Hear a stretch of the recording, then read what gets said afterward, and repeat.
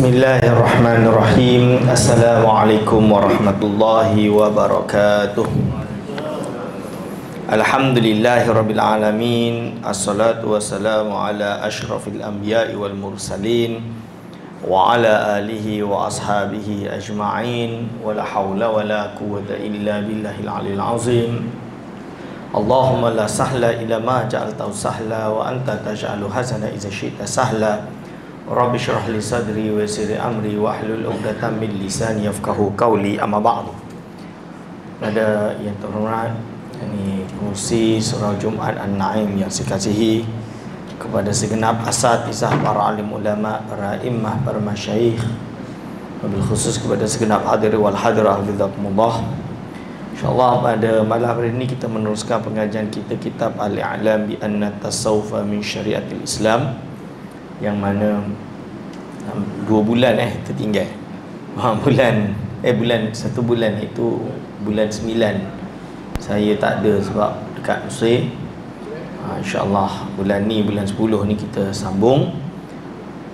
Dan yang kedua, minta maaf lah, pakaian macam ni bukan sebab nak suruh tuan-tuan formal kalau datang jamaah. Tak balik rumah lagi cerita dia. Dari pukul 6 tadi sampai sekarang ni tak balik lagi. Tu cerita dia. Dari Shah Alam tadi ada meeting, ada macam-macam. Ada UIA, pergi sana pergi sini. InsyaAllah. Hadirin wal hadirat hafizakumullah, kita berada pada Romanize 18, muka surat 18 Romanize. Di bawah tu, Bismillahirrahmanirrahim. Qala mu'alifur rahimahullah wa nafa'ana bihi wa bi ulumihi amin. Iaitu permulaan bagi perkara tersebut adalah pada akhir 100 tahun yang pertama Hijriah, dan berterusan dari tahun ke tahun sehingga sampailah dalam keadaan yang ditakuti salafus soleh terhadap agama. Arab dia kata macam ni, wa kana ibtida'u dzalika fi awakhiril mi'atil ula minal hijrah wa lam yadhal dhalika yazidu sanatan ba'da sanah ila an wasala dhalika ila halatin yani takhawwafa minha as-salafus salih ala din. Jadi manusia ni semakin lama ni semakin berkurang. Zaman Nabi, zaman sahabat ni macam mana? Hebat tu. Zaman tabi'in turun lagi, kurang, tambah kurang.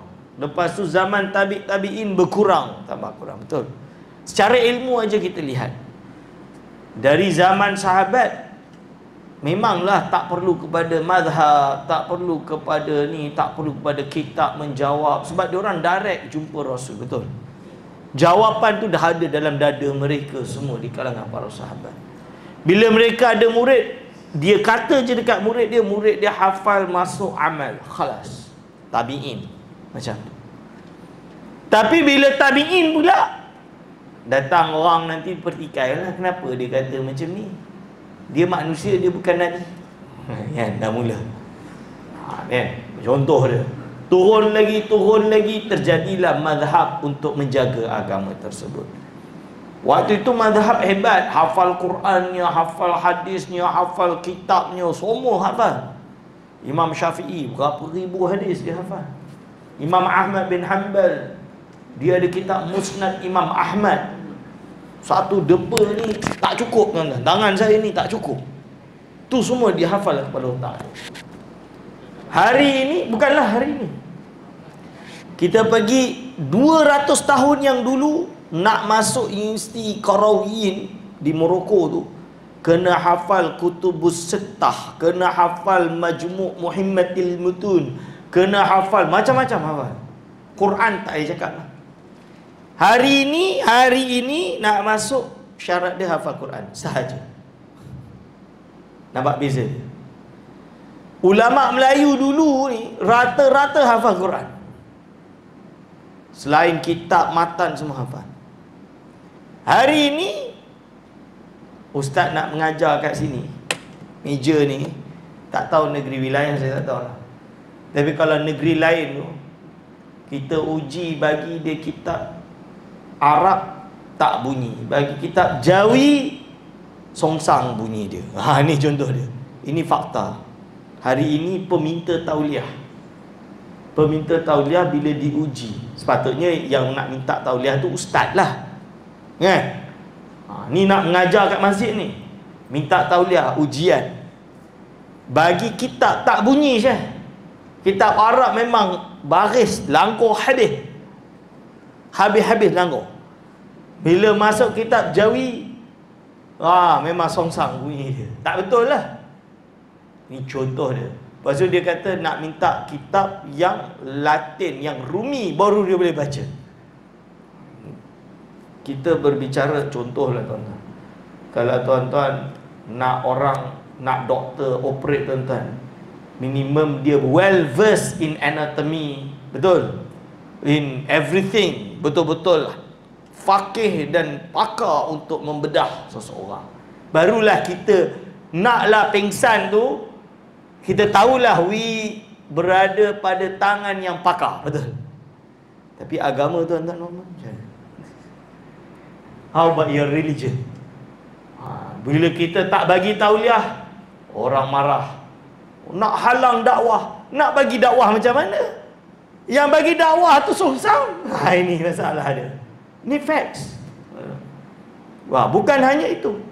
Kadang-kadang yang bagi dakwah ni nampak je ada sijil. Takkanlah ustaz, dia ada degree, master, PhD. Jangan cakap dia ada PhD tak erti baca kitab pun ada. Tuan-tuan, ini fakta. PhD. Bukan PhD negara Arab lah. Saya kata ni yang dekat Malaysia ni. It happens. Bangsung tak boleh bunyi tuan-tuan. Ini. Dan itu terbukti. Macam mana saya nak luluskan kalau dia duduk kat sini mengajar tuan-tuan dan puan-puan orang awam, bila dia sendiri tak ada ilmu? Khalas. Ini dia sebut. Ini fakta. Dunia ni semakin lama semakin teruk. Dan memang ditakdirkan oleh Allah. Nanti zaman Dajjal keluar tu lagi teruk. Means now kita rasa dah teruk dah. Saya rasa dah teruk dah. Nanti tunggu zaman Dajjal keluar tu nanti lagi teruk. Barulah bila Imam Mahdi keluar, kan, Zahir bunuh Dajjal, Nabi Isa bunuh Dajjal, semua tu barulah bagus. Tapi tak lama. Setelah tu yang soleh-soleh yang baik semua meninggal. Kiamatlah. Ini yang diriwayatkan oleh ulama. Hadirin wal hadra hafizakumullah.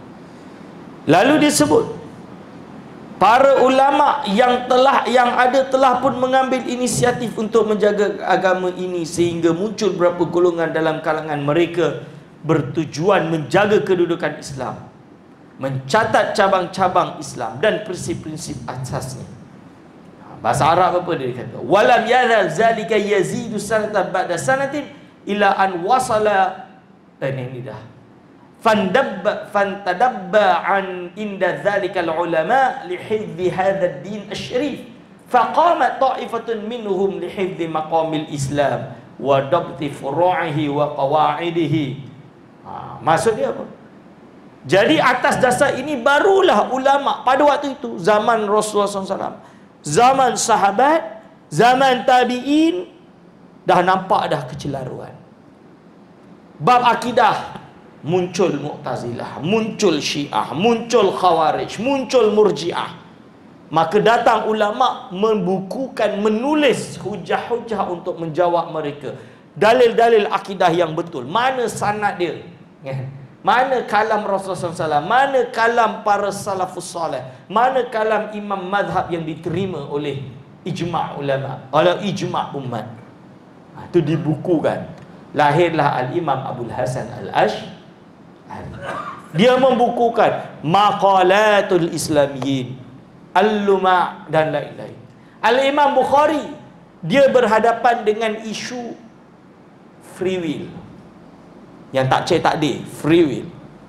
Dia dikarang kitab nama dia Khalqi Af'alil Ibad dan lain-lain. Tuan-tuan dan puan hadir wal hadir afizakumullah. Lalu ada di kalangan mereka, lihat fiqh semakin susah. Fiqh ni amal ibadat kita lah. Zaman dulu, zaman Rasul senang ada Rasul. Zaman sahabat, ada sahabat yang kenal Rasul. Zaman tabi'in, baru dia orang rasa susah ni, isu-isu baru. Nawazil kita panggil. Macam hari ni lah. Hari ni saya terpaksa mengkaji di UIA, hukum hakam buat stem cell manusia. Macam mana? Halal ke tak halal? Saya kata nak buat apa? Nak bagi makan ke? Saya kata dulu stem cell apa, binatang, ayam. Ini waktu zaman Covid, sebelum Covid tu keluar that issue. Lepas tu kita bahas. Tapi kita lambat. Keluar fatwa pun belum keluar lagi. Belum keluar fatwa, sekarang dah naik isu stem cell manusia. Sel tu dia ambil, dia buat boleh jadi manusia. Oh, ini benda yang macam mana hukum dia? Nak kata halal tak halal, etik dia macam mana? So semua dah sedang berbicara. Golongan liberal, golongan etis, saintis, semua tengah berbicara, tengah buat. Sebab fakta tu ada dan ada di depan mereka. Mereka mampu melakukannya. Contoh dia. Lepas tu yang pandangan Islam macam mana? Kita takut nak kaji. Bukan takut kaji, duk kaji, tak habis-habis kaji. Tak keluar-keluar fatwa. Nanti dah keluar daripada manusia, tak tahu dia buat stem cell apa pula. Kan contoh dia. So perlu untuk jawapan. Zaman tabi'in sama. Jadi mereka keluar furu' fiqhiyah. Orang Morocco biasa makan siput babi. Nama dia halazun. Siput babi. Kita tengok menggeli.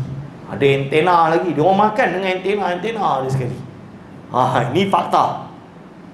So kita nak kena tahu hukum dia. Orang Maghribi bila dah masuk Islam, pergi jumpa Imam Malik. Ditanyalah kepada Imam Malik, apa pandangan Imam Malik tentang halazun yang dimakan oleh orang Maghrib? Imam Malik kata halal. Atau dia kata la ara fihi ba'th. Aku tak nampak ada masalah pun. Halazun. Tu fatwa Imam Malik. Syafi'i haram. Kenapa haram? Orang Quraisy suka ke tak suka? Geli. Kalau Quraisy tak suka, geli. Rasul itu bangsa Quraisy. Benda yang dianggap jijik, dianggap geli, dianggap orang tak makan, di kalangan tibaqus salih, ambil kitis yang murni, iaitu Quraisy, maka dia dihukum seperti itu. Berarti haram. Ini perlu kepada ijtihad. Buktinya apa? Cuba kalau kata boleh makan ke tak boleh makan. Orang Maliki semua benda dia boleh makan. Kita common letakkan kata pun nak halal kan? Contoh dia. Dan ini adalah kontekstual, sesuai dengan konteks semasa. Ini semua dibukukan tuan-tuan dan puan-puan. Imam Malik di karang kitab Muwatta, murid dia mengumpulkan kalam Imam Malik bernama kitab Mudawwanah. Imam Syafi'i mengarang banyak kitab, salah satunya Al-Um, diriwayatkan oleh Ar-Rabi'. Keluarlah Al-Um menurut riwayat Ar-Rabi'. Diringkaskan oleh Imam Muzani, nama dia Mukhtasar Muzani. Diluaskan syarahan dia oleh Al-Hawi, Imam Al-Mawardi dalam kitab Al-Hawi Al-Kabir, dan kitab-kitab lain, ulama-ulama lain. Ini tujuan dia apa? Nak jaga agama. Itu dia kata macam. Lalu apa? Golongan yang untuk menjaga kedudukan iman, mereka mengarang kitab bihifzi maqamil iman wa dhabti usulihi wa qadrihi ala ma kana 'inda salafihim as-salih wa qamat ukhra bihifzi. Jadi yang nak menjaga iman dikarang kitab. Wa qamat ukhra bihifzi maqamil ihsan wa dhabti a'malihi wa ahwali. Ada pula ulama yang melihat hati manusia ni dah tak sama dengan para sahabat. Ini fakta. Sayyidina Abu Bakar, Sayyidina Umar, Sayyidina Uthman, Sayyidina Ali, Masya Allah, Khalifah Amirul Mukminin, tapi sangat zuhud. Tapi bila di zaman para tabi'in, mereka menyaksikan bagaimana pemimpin-pemimpin muluk, kita panggil muluk tu raja-raja Arab. Raja Arab tu maksud dia apa? Iaitu dinasti Umayyad, di mana mereka sudah tergiur dengan harta, benda dan lain-lain. Maka ini jauh daripada kehidupan para sahabat, para khulafaur rasyidin yang kami baca, yang kami dengar cerita mereka. Bagaimana Sayyidina Ali sangat miskin dan zuhud, bagaimana Sayyidina Umar, kan, Tak nak ambil lebih. Tak nak, ini duit harta rakyat ni, tak boleh. Duit negara ni, tak boleh sentuh. Sampai macam tu, jaga. Sayyidina Abu Bakar, tak payah cakap. Ada orang Syiah, dia benci dengan Sayyidina Abu Bakar, dia tuduh Sayyidina Abu Bakar merebut kuasa. Dia letak otak dia dengan cara otak dia zaman sekarang. Semua nak berebut kuasa. Sayyidina Abu Bakar ni, bila jadi khalifah, tak kaya tambah-tambah miskin. Sebab apa? Dia bertanggungjawab untuk menjaga agama, melawan golongan yang murtad. Kerana bila baginda SAW wafat, ada umat Islam ni yang baru masuk Islam, iman tak kuat, dia rasa Muhammad dah tak ada, bolehlah keluar agama. Tak nak bayar zakat dan lain-lain. Hadir wal hadir, mereka hidup sangat zuhud. Maka sebahagian ulama melihat kita perlu kepada menjaga akhlak dan kezuhudan. Imam Ahmad bin Hanbal mengarang kitab Kitabuz Zuhdi. Kitab menerangkan tentang zuhud saja. Hadis-hadis, cerita-cerita yang sahih tentang zuhud. Tasawuf. Ada yang expand, bukan hanya zuhud. Dia ada membahas tentang syatahat, membahas tentang pengalaman rohani, membahas tentang wajud, membahas tentang fana, tentang baqa, tentang tawakul, tentang tauhid, ikhlas, taubat, qanaah. Semua sifat-sifat itu dibahas.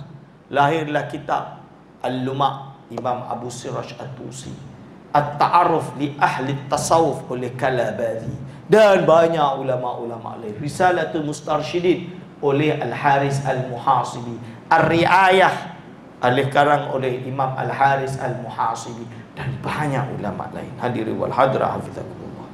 Ini. Lalu disebut fakana min taifati al-ula al-a'immatul arba'ah wa azba'ihim. Al-a'immatul arba'ata wa azba'ahum radhiyallahu anhum. Golongan yang pertama adalah dalam kalangan imam-imam yang empat. Jadi siapa mereka? Imam mazhab empat. Imam mazhab empat, iaitu Imam Abu Hanifah, Imam Malik, Imam Syafi'i dan Imam Ahmad bin Hanbal. Ini termasuk paling awal, tuan-tuan. Imam Syafi'i melawan Mu'tazilah ni, dia tak berani, sebab itu lari pergi ke Mu'tazilah. Di Abbasiyah pernah jadi Mu'tazilah. Imam Syafi'i ni tahu fitnah tu akan datang. Bukan dia lari kecut, maksud dia fitnah tu akan datang. So dia berpindah pergi ke Kairo, dan dia meninggal tak lama, dia 4 tahun ke 3 tahun di Kairo. Dia meninggal di Kairo. Saya dapat ziarah makam dia baru-baru ini, alhamdulillah. Tapi bahayanya fitnah Mu'tazilah pada waktu itu. Ulama ditangkap, diseksa untuk paksa ikut mereka. Hadir wal hadir abidullah. Sebab itu kalau orang kata Mu'tazilah itu liberal zaman dulu, saya tak setuju.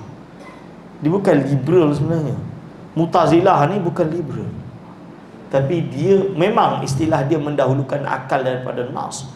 Tapi Mu'tazilah ini adalah golongan yang menjunjung tinggi cara berfikir falsafah. Pada waktu itu kan, akibat dari penerjemahan kitab-kitab falsafah ke dalam bahasa Arab. Ini hadir wal hadra hafizakumullah. Orang putih sekarang ni kalau nak baca buku Aristotle, sebahagiannya dia terpaksa akses kitab Arab dulu. Sebab kitab Aristotle yang bahasa Latin asal tu banyak dah gone, dah hilang. Adalah Oragon tu, saya tengok tu ada 5,000 muka surat tentang mantik dia tu. Ada. Tapi banyak yang merujuk kepada apa? Merujuk kepada kitab-kitab yang diterjemah dalam bahasa Arab. Lalu dia kata para masyayikh, golongan yang kedua adalah Imam Al-Asy'ari, para masyayikh dan ashab-ashab ni. Wa kana min at-ta'ifati tsaniyah Al-Asy'ari wa asyakhahu wa ashabahu. Golongan kedua ini Imam Abu Hasan Asy'ari dan guru-gurunya dan sahabat-sahabatnya, tuan-tuan. Maksudnya apa? Imam Abu Hasan Al-Asy'ari. Imam Abu Hasan Al-Asy'ari golongan yang menjaga akidah daripada rosak pada waktu itu. Dia meninggal 324. Lalu yang ketiga, wa kana min at-ta'ifati ats-tsalitsah al-Junaidah wa asyakhahu wa ashabahu. Al-Junaid wal asyyahu wa ashabu. Golongan yang kedua, yang ketiga adalah Imam Junaid, para syekh dan pengikutnya. Sebab itu Imam Junaid dipanggil Sayyidut Ta'ifah, penghulu pada kelompok tasawuf, kelompok sufi. Ini. Jadi kalau kita berbicara tentang tasawuf, kita rujuk kepada Imam Junaid. Diteruskan oleh Imam Al-Ghazali. Jadi Imam Ghazali lebih expanded, lebih jelas, kerana Imam Junaid tidak meninggalkan turaf yang banyak. Tak banyak. Imam Junaid lah yang berkata, hadzal ilmu muqayyadun bil Qur'ani was sunnah. Ilmu tasawuf itu terikat dengan Al-Quran dan As-Sunnah. Imam Junaid meninggal 302 ke 304 macam tu, sebelum Al-Imam Abul Hasan Al-Ash'ari. Imam Junaid ni guru dia Sari As-Sakti. Saya dah pernah syarahkan ni di sini. Sari Sakti ini sambung kepada Al-Haris Al-Muhasibi yang meninggal 200 lebih, sezaman dengan Imam Ahmad bin Hanbal. Imam Ahmad bin Hanbal, hadiri wal hadra hafizahullah. Jadi kalau Imam Ahmad bin Hanbal hidup pada hari ini, dia adalah sufi. Jadi kalau orang yang hari ini kan, dia kata macam mana Imam Ahmad bin Hanbal tu sufi. Pengikut Hanbali ni ada seorang syekh, nama dia Imam Al-Harawi. Al-Harawi ni dia ada kitab Manazil. Manazilu apa saya lupa. Manazil lah. Kitab Manazil tu kitab tasawuf golongan mazhab Hanbali, disyarahkan oleh ulama-ulama Hanabilah, termasuk Imam Ibn Qayyim Al-Jauziyah. Nama dia Madarijus Salikin. Nama kitab dia Fi Manazilis Sairin. Dalam tu dia bahas tentang syatahat, tentang latahan sufi dan lain-lain, semua dibahas di sini. Fa'ala hadha laysa al-Junaid huwa al-mu'assisa litariqati lima dzakarnahu min annaha biwahyin ilahiyyin wa innama nusibat ilaihi li tasdihi li hifdhi qawaidiha wa usuliha. Maksud dia apa? Berdasarkan pernyataan ini, maka bukanlah Syekh Junaid itu pengasas tariqah, kerana apa yang kami sebutkan bahawa tasawuf itu datang daripada wahyu ilahi. Cumanya tasawuf itu dinisbahkan kepadanya disebabkan usaha-usaha beliau menjaga prinsip-prinsip dasar bagi tasawuf serta dakwah beliau untuk beramal dengan tasawuf ketika mana zahir kemalapan amal di dalam diri umat. Biwahyin inama wa du'aihi lil amali bidzalika indama zahara at-ta'akhur. Jadi kerana apa? Kerana pada waktu itu yang melihat pentingnya tasawuf itu Imam Junaid, yang menyebabkan dia membukukan. Sebab itu dia ditinggal sebagai tokoh dalam ilmu tasawuf. Dalam erti, dalam ilmu fiqh. Imam Syafi'i, boleh tak kita kata Imam Syafi'i ini pakar fiqh, tapi dalam bab akidah zero? Tak boleh kata macam tu. Zaman sekarang ya tuan-tuan, orang di universiti, dia ini takhasus dia apa? Dia punya specialization dia apa? Specialization dia adalah Islamization of knowledge. Maka dia tak tahu benda lain kecuali Islamization of knowledge sahaja. Kalau semua dia cakap tu, I don't know. Dalam Islam, ulama tak boleh macam tu. Dia kena takamul. Sebab tu saya tak berapa setuju kalau orang kata, dia ni pakar fiqh, berarti dia tak tahu agama, dia tak tahu akidah. Tak boleh macam tu. Akidah ni fardu ain tuan-tuan. Dia tahu akidah tapi dia tak tahu fiqh. Solat dia macam mana kalau dia tak tahu fiqh? Dia tahulah ustaz, takat sah solat, detail tu tak tahu. Kenalah tahu. Sebab itu di pondok yang namanya ilmu ni perlu dipelajari semuanya. Semua fan ilmu kena dikuasai, tuan-tuan. Walihada as-sababi nusibat al-aqaidu lil Asy'ari wal fiqh lil a'immatil arba'ah ma'an al-jami'a bi wahyin minallahi ta'ala. Lalu dia kata apa?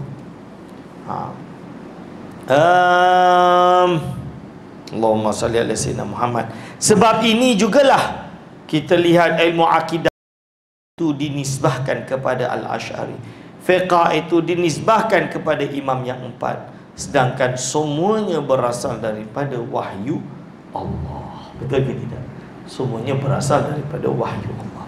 Wa hadza tahqiqun nafisun balighun nihayah fil husni wal ijazi ma taraka lil munsifi qawlan wa hadhihi ahadithu fi ta'yid madhhab sufiyah majfu'ah bima yudahu ma'naha wa yubayyanu wajhu dalalati minha ala ma taqtadihi al-qawaid al-hadithiyah wal usuliyah. Lalu dia kata apa? Kitab ini, kitab yang kamu baca ni, merupakan satu kajian mendalam yang berharga pada menerangkan maksud serta ringkas. Pengarang tidak meninggalkan satu pendapat pun. Didatangkan juga hadis-hadis untuk menyokong mazhab Sufi, menerangkan maksudnya dan menjelaskan wajah dilalah. Wajah dilalah tu apa? Macam mana keluar istinbat dalil dia tu. Kan? Istilah kita kata dia halal. Kenapa dia halal? Ni Quran dia. Kenapa ayat ini memberi makna halal? Ni dipanggil wajhul istidlal. Jadi kalau tuan-tuan nak tengok orang tu betul-betul pakar dalam kitab fiqh atau tasawuf kan, atau akidah, kita tanya wajah dilalah. Contoh dia dalam bab tasawuf, boleh berrabitah dengan guru. Apa, kenapa boleh pula? Dia boleh jelaskan kunu ma'az, kunu apa, ma'asadikin, kunu ma'asadikin, kalian semua bersamalah dengan orang-orang yang sadiqin. Yelah, saya tahulah ayat tu. Boleh tolong terangkan maksud, macam mana boleh datang kepada kesimpulan diharuskan rabitah. Contoh ni, kena terangkanlah. Kalau tak dapat terangkan, menunjukkan dia tidak memiliki kepakaran di dalam bidang tersebut. Hadirin wal hadirat hafizakumullah. Ni lalu disebut di sini, menerangkan maksudnya dan menjelaskan wajah dilalah daripada hadis-hadis berdasarkan prinsip-prinsip hadis yang berdasarkan prinsip-prinsip hadis dan juga prinsip usul. Hadirin wal hadirat hafizakumullah. Kita dah habis pembukaan, hampir setahun mukadimah dia ni, setahun ya salam, teruk betul lah Ustaz Aiman ni, setahun. Baru masuk hadis pertama tuan-tuan. Nampaknya saya tak balik-balik lah dari masjid ni. Al-hadisul awwalu, hadis yang pertama, al-ihsanul muraqabatu al-musyahadah, menerangkan tentang usul utama di dalam ilmu tasawuf, yaitu menerangkan tentang ihsan, muraqabah dan musyahadah. Kenapa usul? Ihsan itu usul, muraqabah itu cara dia, musyahadah itu salah satu anugerah yang ia dapati. Dan untuk tahu perkara ini kita rujuk pada hadis muraqabah, musyahadah dan ihsan itu sendiri. An Umar radhiyallahu anhu, daripada Sayyidina Umar radhiyallahu anhu, qala, dia berkata, bainama nahnu julusun inda Rasulillah sallallahu alaihi wasallam ihtala'a alaina rajulun shadidul bayad as-siyab shadidus sawad asy-sya'ri la yura alaihi athar as-safari wa la ya'rifuhu minna ahadun fajalasa ila Nabi sallallahu alaihi wasallam. Daripada Sayyidina Umar bin Khattab radhiyallahu anhu, dia berkata, ketika mana kami duduk, tatkala kami duduk di sisi Rasulullah SAW, ittala alaina rajulun shadidu bayadul thiyab, ada seorang lelaki datang, muncul di depan kami, sangat putih baju dia, sangat hitam rambutnya, tak nampak sedikit pun kesan dia baru berjalan daripada safar. Kalau dia baru berjalan dari safar, kalau dia ini orang yang duduk di Mekah, di Madinah, mestilah dia ini mestilah dikenali. Sorry, maaf. Kalaulah dia ini yang duduk di Madinah, tentulah tidak ada kesan-kesan safar. Tapi ada pada pakaiannya kesan-kesan safar. Dan yang kedua, dia ini tak ada seorang pun ahli Madinah kenal. Kan? Kalau orang ahli Madinah tak kenal, tuan-tuan dan puan-puan, ahli Madinah tak kenal, berarti mestilah dia datang dari luar, betul? Musafir. Tapi tak ada kesan musafir. Ini bukan zaman ada naik kapal terbang, naik kereta, tak nampak debu langsung. Itu zaman naik unta lah, langgar padang pasir pula tu. Nak tak nak baju ni mestilah kotor sikit, betul? Tapi tidak terlihat pada lelaki tersebut. Ini menunjukkan bahawa ini suatu yang menarik di kalangan sahabat. Sahabat mesti curious. Macam mana boleh macam tu? Hadirin wal hadirat, wala ya'rifuhu minna ahadun. Tapi masalah dia, kalau nak kata dia ahli Madinah, tak ada seorang pun kenal. Yang menariknya, fajalasa ila Nabi SAW, dia duduk menghadap Nabi SAW. Fa'asnada rukbataihi ila rukbataihi, dia sandarkan lutut dia jumpa lutut Nabi. Kalau hari inilah ada Perdana Menteri duduk, tiba-tiba datang lelaki pergi duduk letak lutut dia dekat Nabi SAW, dekat Perdana Menteri, dekat PM, apa terjadi? Oh, polis nombor 1. Mesti kan, ni siapa ni? Ni PM kita ni masih sporting lagi. Saya dah tengok dekat negara lain, dekat 10 meter pun tak boleh dah. Nak dekat 10 meter pun tak boleh dah. Polis dah. No way. Negara-negara yang lebih-lebih kritikal, negara Arab misalnya, memang tak dapat jumpa langsung. Sebab apa? Sebab keamanan, security measures. Dia kata macam tu. Ini laki ni datang duduk lutut dekat Nabi SAW. Sahabat semua dekat situ, tapi sahabat cerdik-cerdik. Bila letak macam tu, dia bukannya larang laki tu semua, kau pergilah, dia Nabi aku, kan? Semua nak tengok, kalau Rasul biarkan, ni mesti ada menarik ni. Nampak ni? Semua nak tahu apa yang akan terjadi. Wa wada'a kaffaihi ala fakhidaihi, dia letak telapak tangannya dekat lutut, dekat paha Rasul. Rasul pun buat balas yang sama pada dia. Ta'adduban kahayati muta'allim, sebagai seorang yang sangat beradab seperti orang yang menuntut ilmu. Wa qala, dan dia berkata, ya Muhammad, Nabi Muhammad, akhbirni, khabarkan kepadaku, anil Islam, tentang Islam.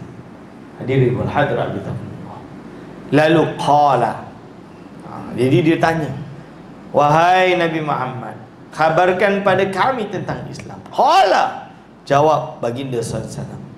Baginda SAW bersabda, al-Islamu, iaitu akhbirni anil Islam. Al-Islamu an tashhada an la ilaha illallah wa anna Muhammadar Rasulullah wa tuqimas salata wa tu'tiyaz zakata wa tasumar ramadhana wa tahujjal baita in istata'ta ilaihi sabila.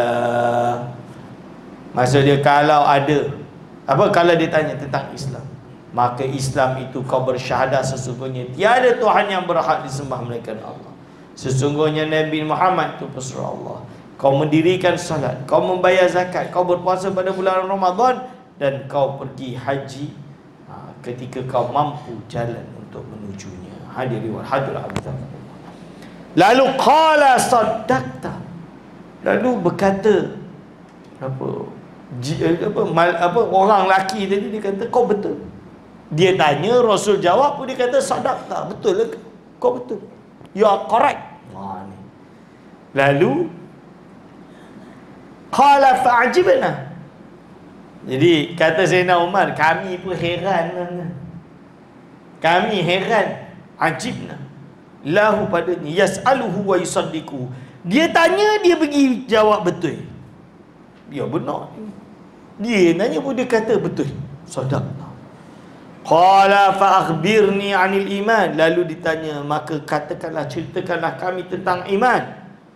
Qala, sabda baginda sallallahu alaihi wasallam, Al-imanu an tu'mina billahi wa malaikatihi wa kutubihi wa rasulih wal yaumil akhir wa tu'mina bil qadari khairihi wa syarhi. Qala sadaqta.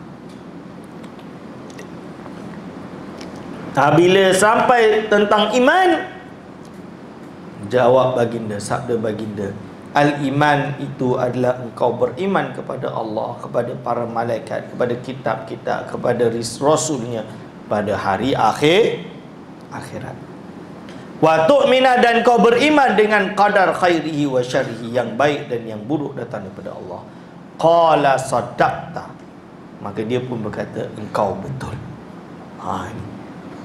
Boleh pula dikata betul pula lelaki ni. Siapa dia? Qala fa akhbirni anil ihsan, tanyalah tentang ihsan. Qala an ta'budallaha ka'annaka tarah fa in lam takun tarahu fa innahu yarak. Maka kau jawablah, engkau beribadah kepada Allah seolah-olah kau melihatnya. Kalau engkau tidak melihatnya, sesungguhnya dia melihat engkau. Hadirin wal hadirat hafizakumullah. Ini adalah ihsan. Ini adalah ihsan. Qala fa akhbirni 'ani sa'ati. Qala mal mas'ulu anha bi'a'lama minas sa'il. Bila dia bertanya, khabarkanlah kepada kami tentang hari kiamat, dia berjawab, tidaklah yang ditanya tentangnya itu lebih mengetahui dari yang bertanya. Qala fa akhbirni 'an amaratiha. Khabarkan kepada kami tentang tanda-tandanya. Qala antalidal amatu rabbataha, iaitu seorang hamba sahaya lahir daripada tuannya. Wa antara al-hufat al-urat al-alata ri'a asya'i yatatawaluna fil bunyan. Kan? Dan lain-lain. Ini adalah tentang tanda-tanda kiamat. Fantalaqa rajulun, maka lelaki itu pun pergi menghilang. Falabitha malian, akhirnya semakin lama semakin tak nampak. Lalu iaitu baginda SAW bertanya, Ya Umar, atadri minas sa'il, manis sa'il? Umar, kau tahu tak siapa yang bertanya tadi? Rasul tanya berzina Umar. Qultu, Umar pun menjawab, Allahu wa rasuluh a'lam. Allah dan Rasulnya lebih tahu daripada aku. Qala fa innahu Jibrilu atakum yu'allimakum dinakum. Kerana dia adalah Jibril yang datang untuk mengajar kalian semua agama kalian. Hadis ini tuan-tuan dan puan, rawahu Muslim fi rawahu Syaikhani min hadis Abi Hurairah, dan diriwayatkan juga oleh Imam Bukhari dalam hadis Abi Hurairah. Walahu alfadhun, baginya ada banyak lafaz, wa turukun, dan banyak jalur. Wa huwa hadisun mustafidun, hadis ini adalah hadis mustafid. Mustafid itu apa? Hadis yang di banyaknya sumber menunjukkan dia itu sahih. Jadi lebih kurang itu kuat atau bahkan mutawatir. Ini macam dia berhenti azan dulu ke? Boleh. Jadi kita berhenti azan dulu, kita sambung setelah azan sikit. Mungkin lepas tengah lebih sikit kita boleh berhenti, InsyaAllah. Bismillahirrahmanirrahim. Sikit lagi. Qala al-Harawi fi manazilis sa'irin. Ini kitab yang saya sebut tadi. Mazhab Hanbali, dia ada kitab tasawuf, nama dia kitab Manazilis Sa'irin oleh Imam Al-Harawi. Al-Harawi berkata di dalam kitab Al-Manazilis Sa'irin, hadis ini merupakan satu isyarat yang sempurna dalam mazhab golongan tasawuf. Hadzal hadisu isyaratun jami'atun li madhhabi hadhihi ta'ifah. Kerana apa? Kerana Sidi Abdullah bin Siddiq Umari, dia tahu golongan Salafi yang menentang tasawuf dan tariqah ini, mereka kebanyakannya bermadzhab Hanbali. So apa kata dia? Ambil kitab Hanbali sendiri, mazhab Hanbali sendiri berbicara tentang tasawuf, iaitu kitab Manazilus Sa'irin, yang disyarahkan oleh siapa? Ibnu Qayyim Al-Jauziyah. Hadir wal hadra abidhamullah. Ni jami'atun li madhhabi hadhihi ta'ifah. Qala syarihu li anna asla hadhihi tariqah al-khasah kamalul ma'rifati wa dawamul muraqabati lil haqqi subhanah fil harakati was sakanat. Ulama yang mensyarahkan kitab ini, siapa syarih dia? Syarihuhu. Siapa syarihuhu?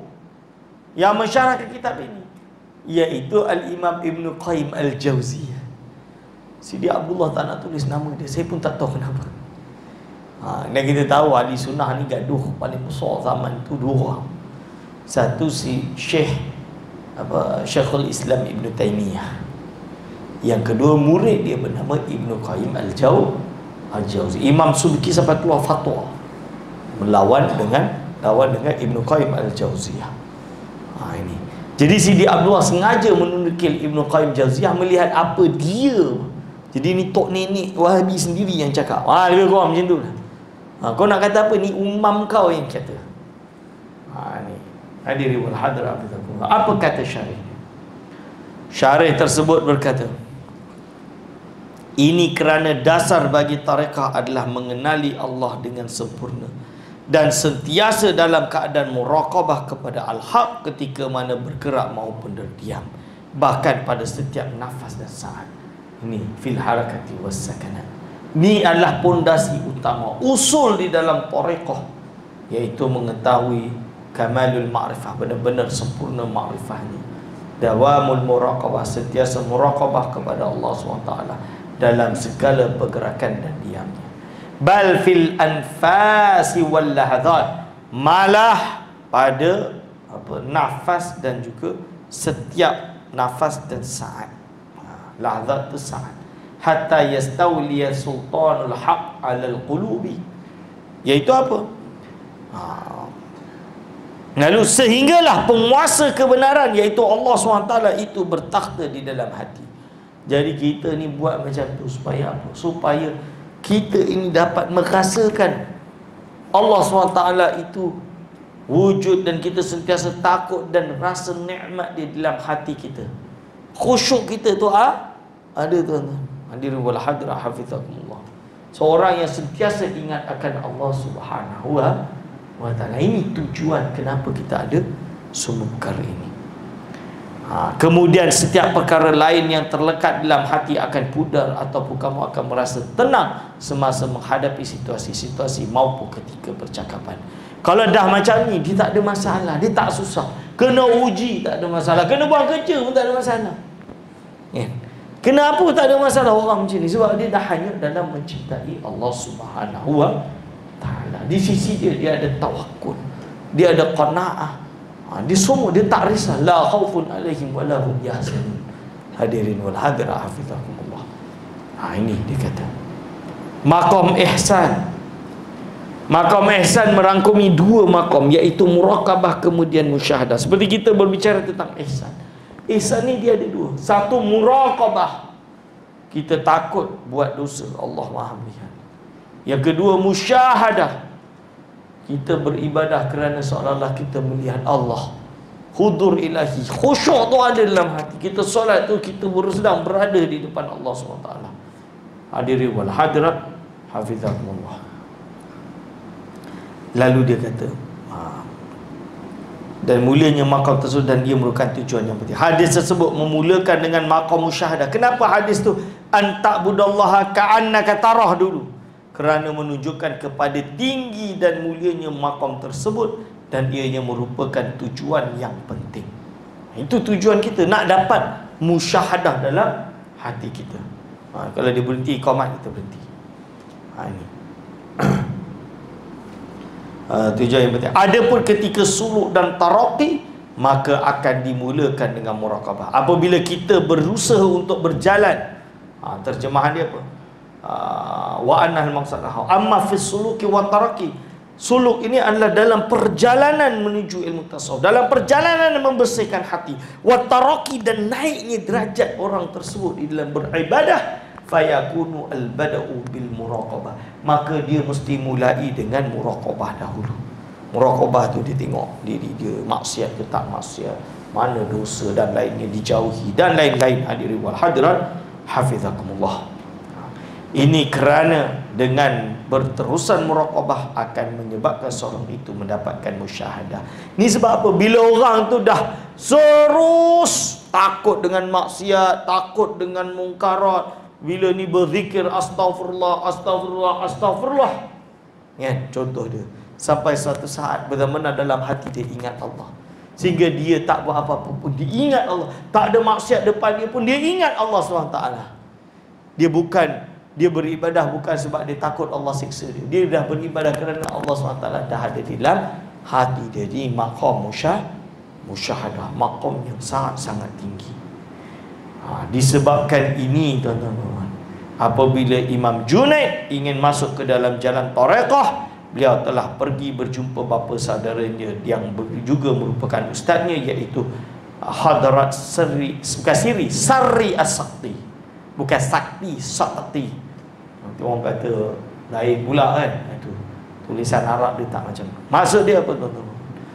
Jadi sebab itu Imam Junaid bila dia masuk dalam jalan tasawuf dan tareqah ini, dia pergi jumpa guru dia yang mana merupakan bapa saudara dia, iaitu Sari As-Sakti.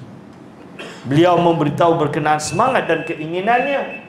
Jadi beliau dah sebut bahawa beliau ingin untuk dapatkan jalan tasawuf ini benar-benar membersihkan hatinya, kan? Maka Hadrat Sari As-Sakti berkata, wahai anakku, ini sikit lagi, iaitu qala lahu ya bunayya inni ulakinuka thalatha kalimatin idza aradta an tanama min al-lail faqul inda naumika Allahumma Allahu nadhirun ilayya Allahu syahidun alayya. Maka apa wahai anakku, saudaraku, aku akan memberikan kepadamu 3 kalimat. Apabila kau ingin ke tempat tidurmu pada waktu malam, maka engkau ucapkanlah, Allah bersama denganku, Allah melihatku, Allah menyaksikanku. Kalau kita tengok 3 ni bukan zikir maksur pun. Ada ke Rasul cakap macam tu? Ada Rasul suruh zikir macam tu? Tak. Tapi ni ulakinuka, dia mengajarkan aku. Berarti talqin zikir ni. Maksud talqin zikir ni macam mana?